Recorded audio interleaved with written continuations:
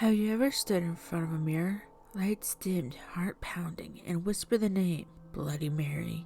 Maybe you laughed it off, maybe you felt a shiver run down your spine, or maybe, just maybe, you saw something staring back.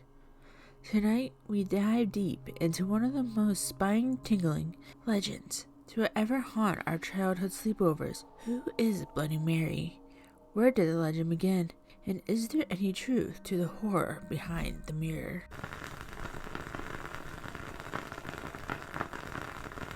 The Bloody Mary story has circulated for centuries, whispered across generations, with origins rooted in fear and in history. One version of the legend takes us to the 1800s. A young girl named Mary fell ill, which spread throughout the place where they lived.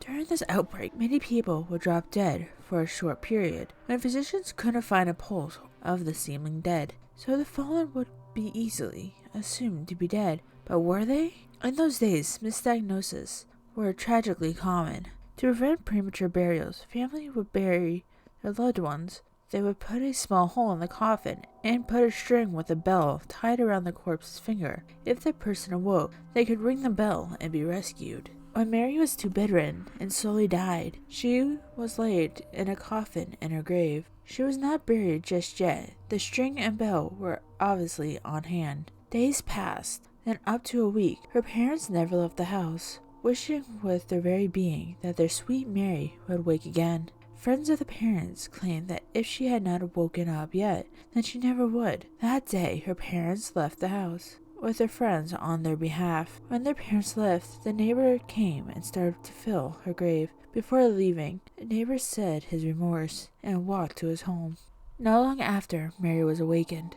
She pulled the string. No one heard the ringing of the bell. She pulled and pulled on the string until it broke. The bell fell, and so did the stick. With nothing else to help, she began clawing and scratching at her coffin until her fingers bled. She then cut and scratched until she breathed her last breath. When her parents arrived back home, her father realized that the bell was yards away from where it was originally, and called for his wife to come and help him dig up their daughter. After they dug through, they unlatched the coffin and found Mary in a petrified state, her hands like claws covered in blood, same as her white dress that she was buried in. They put a mirror under her nose to see if her breath would show. Condensation was shown on the mirror, but even with it, she was dead. Her spirit is said to have attached to the mirror, and now, whenever someone says Bloody Mary 3 times, she comes and claws at the unknown.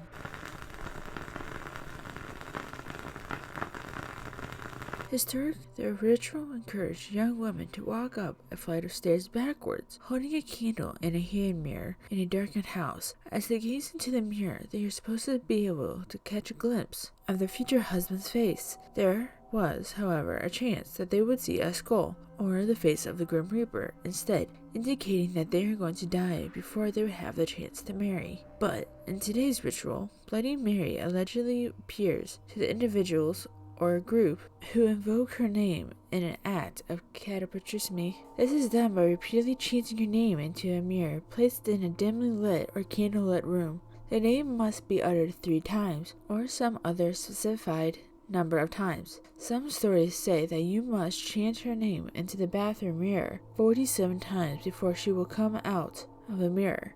Others say 13 times. The lore surrounding the ritual states that participants may endure the apparition screaming at them, cursing them, strangling them, stealing their soul, drinking their blood, or scratching their eyes out. Some variations of the ritual call Bloody Mary by a different name, Hail Mary or Mary Wolf, are popular examples. The modern legend of Hanako-san in Japan strongly parallels the Bloody Mary mythology. In the 1990s, Bloody Mary ritual was represented in pop culture and used as a tool to discuss racial and sexual and gender oppression.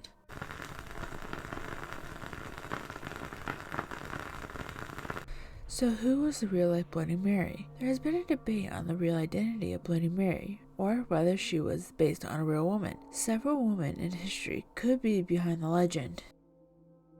Mary Tudor, daughter of Henry VIII and Catherine of Aragon, ruled England in the mid-1500s. Her reign was marked by religious conflict, and she ordered the execution of nearly 300 Protestants, earning her the nickname Bloody Mary. She also endured personal tragedy. Desperate for a child, she believed herself to be pregnant twice, but no child was ever born. One phantom pregnancy, it's theorized, could have been a molar pregnancy, which led to intense rumors and grief. Rumors spread in the French court. Mary had, quote, been delivered of a mole or a lump of flesh, end quote. Mary sadly passed in 1558 at the age of 42, possibly from uterine or ovarian cancer. She died without a child. Sightings of Bloody Mary often describe her holding a baby or crying for one. Some people claim she appears after you chant, "I killed your baby" or "I stole your baby." Could her soul still be grieving?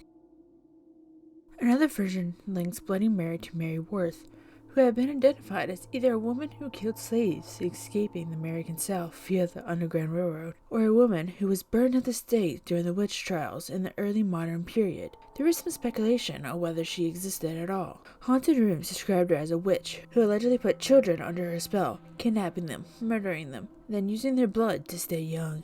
The townspeople eventually burned her at the stake, but before she died, she swore revenge and vowed to return whenever her name was spoken. In Illinois folklore, Mary Worth was even rumored to be involved in the reverse Underground Railroad, luring runaway slaves under false promises of help, only to send them back, or worse.